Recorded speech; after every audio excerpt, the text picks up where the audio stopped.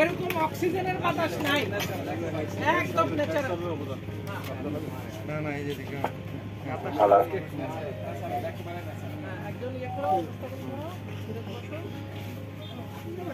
উপস্থিত সকলকে সাইরেনের পক্ষ থেকে আন্তরিক শুভেচ্ছা ও মোবারকবাদ। আজকে একটি এই অঞ্চলের জন্য একটা ঐতিহাসিক দিন।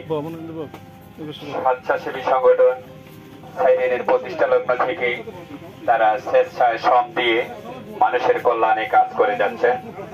এদের পিছন থেকে যারা সহযোগিতা করেছেন তাদের মধ্যে অন্যতম গণপ্রজাতন্ত্রী বাংলাদেশ সরকারের এলজিআরডি মন্ত্রণালয়ের মাননীয় যুগ্ম সচিব জনাব হাবিবুর রহমান মহোদয়, আর এই প্রতিষ্ঠানটির ফাউন্ডার সভাপতি যিনি চাঁদপুর মেডিকেল কলেজের সহকারী অধ্যাপক ডাক্তার সাইফুল ইসলাম সোহেল, এবং প্রতিষ্ঠাতা সাধারণ সম্পাদক আমার বন্ধুবর ফিরোজ আলম সহ বিভিন্ন স্তরের জনপ্রতিনিধিবৃন্দ, সমাজ সেবকবৃন্দ। আজকের অনুষ্ঠানে যিনি সভাপতিত্ব করবেন ৭১-এর মহান মুক্তিযুদ্ধের বীর সেনানী বীর মুক্তিযোদ্ধা জনাব সিরাজুল ইসলাম সাহেব। অনুষ্ঠানটি একদমই আনফর্মাল একটি অনুষ্ঠান হবে। এখানে যেহেতু এই এলাকার যুব ডাক্তার সাইফুল ইসলাম সোহেল ভাই যিনি থাকেন একদম এসি রুমের ভিতরে, তার কাছে যাওয়ার জন্য অনেক প্রটোকল লাগে, অনেক অনুমতি লাগে। তারা চাঁদপুর সরকারি মেডিকেল কলেজের একজন সহকারী অধ্যাপক, সবাই তার কাছে যেতে পারে না। কিন্তু আমি যতটুকু দেখি উনি দিনে যতটা রোগী দেখেন তার 70% রোগী ফ্রি দেখেন। আমার বাড়ি সেই আপনারা জানেন মতলবে, কিন্তু আমি চাঁদপুরে দীর্ঘদিন থাকা অবস্থায় তাদের সাথে আমার অনেকটা পরিচয় হয়, যে কারণে আমি তাদের সম্পর্কে একটু জানি। তো আজকের এই অনুষ্ঠানটির উদযাপন উপলক্ষে এই এলাকার কিছু মানুষ তারা আপনাদের এই সামনে একটি কলা গাছ আছে, সেই কলা গাছের সামনে তৈল মাখানো ছিল কলা গাছে। এই তৈল মাখানো কলা গাছে যে বেশি উঠতে পেরেছেন তিনি প্রথম হয়েছেন, তারপরে পর্যায়ক্রমে দ্বিতীয়। এর আগে বাচ্চাদের রশি টানাটানি হয়েছে। এই আসা যাওয়ার পথের শেষ মুহূর্তে এসে যে এত সুন্দর করে সাইরেনের যে আজকে এই কর্ণধার, আমাদের এলাকার গর্ব, আমাদের ছোট ভাই, বাংলাদেশ সরকারের চাঁদপুর কলেজের অ্যাসোসিয়েট প্রফেসর জনাব সাইফুল ইসলাম সোহেল, সেই সাথে আছেন আমাদের চাঁদপুর মহিলা কলেজের সহকারী অধ্যাপক তিনি মোহাম্মদ সাইফুল ফিরোজ আলম। এই সাথে আমাদের আরেক ফিরোজ আছে যে এলাকার গর্বিত সন্তান, যে যার বাবা 1971 সালে এদেশের মাতৃকাকে রক্ষা করার জন্য, মায়ের মানুষকে রক্ষা করার জন্য জীবন বাজি রেখে মুক্তিযুদ্ধে অংশগ্রহণ করেছিলেন বীর মুক্তিযোদ্ধা জনাব সিরাজুল ইসলাম। তারই সুযোগ্য মোবারক খান তাই না, একদম যাক মোবারক খান। এরপরে লোকেতুল্লাহ ভাই আছেন, একটু তাড়াতাড়ি আসেন, আমাদের আসলে খাওয়া দাওয়ার অনেক সময় যাচ্ছে দুপুরবেলা। লোকেতুল্লাহ। আনোয়ার গাজী আছেন, আনোয়ার হোসেন মসজিদের মুয়াজ্জিন সাহেব আসছেন? আচ্ছা না, লিটন মিজি আছেন, লিটন মিজি আছেন। কামাল মেজি আছেন, কামাল মেজি আছেন। যাক পুরস্কার দুইটা।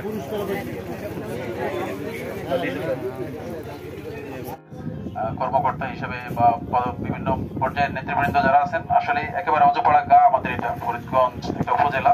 এই উপজেলার একেবারে শেষ প্রান্তে, যেখানে আমরা এক সময় আমরা দুষ্টামি করে মানিক বন্দ্যোপাধ্যায়ের সাথে মিল রেখে বলতাম যে ঈশ্বর থাকেন ওই গ্রামের ভদ্রপল্লীতে, এখানে তাকে খুঁজিয়া পাওয়া যাইবে না। এখানে আসলে উন্নয়নের ছোঁয়া বলতে কিছুই ছিল না এক সময়। একেবারেই মানুষগুলো তারা নিজেদের মতো করেই বসবাস করার চেষ্টা করতো, জীবনযাপন করতো।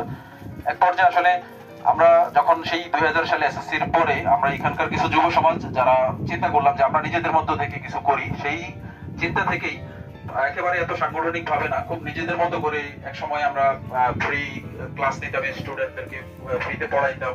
এক সময় আমরা কিছু কাগজ কলম হয়তো অল্প পরিসরেই দেওয়ার চেষ্টা করতাম। তারপর আমরা এই রাস্তাগুলো এক সময় নিজেদের উদ্যোগে মেরামত করার চেষ্টা করেছি। তারপরে আমরা গাছে বৃক্ষরোপণ করার চেষ্টা করেছি। চিকিৎসা সেবার ক্ষেত্রে আমরা আমাদের যে চিকিৎসকরা আছেন তাদের সহযোগিতা নিয়ে আমরা কিন্তু এই মেডিকেল ক্যাম্প বা নানাভাবে আসলে ছোট ছোট করে কিছু কাজ করার চেষ্টা করেছি। সেটি সেই সংগঠন সাইরেন আজকে চাঁদপুর জেলাব্যাপী কাজ করছে এবং এই সাইরেনের নেতৃত্বে আমাদের একেবারে চাঁদপুরের জেলার চলবে আমরা আসছেন না সবাই তালে তালে তালে টেপটা লগা লগ রান দরকার এবারে প্রতিযোগী আবুল কালাম খান হাকিম উঠতেছে সবাই মায়া ক্লাবে তো উঠে গেছে। চলছে কলা গাছে ওঠার তেল মাখানো কলা গাছে ওঠার জন্য কলা গাছের সাথে মাপ হয়ে যাবে।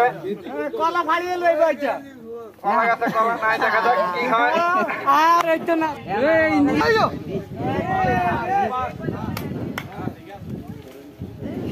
আরে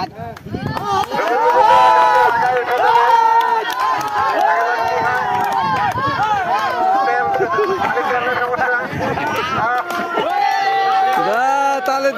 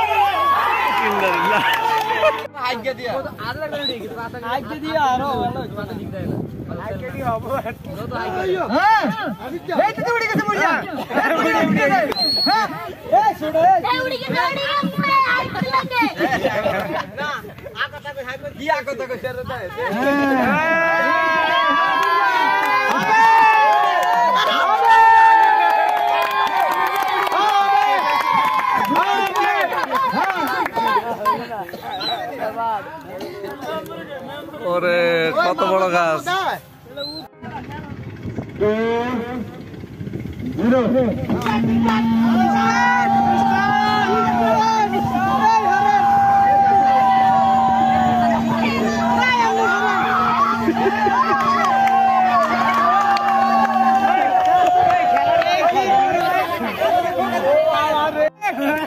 জোয়াল জোয়াল একটু সাইডে আওয়াজ খালি ভাই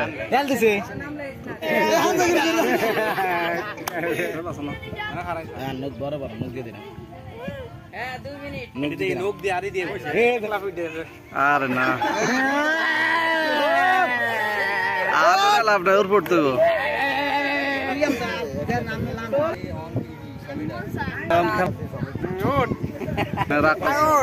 নামিস না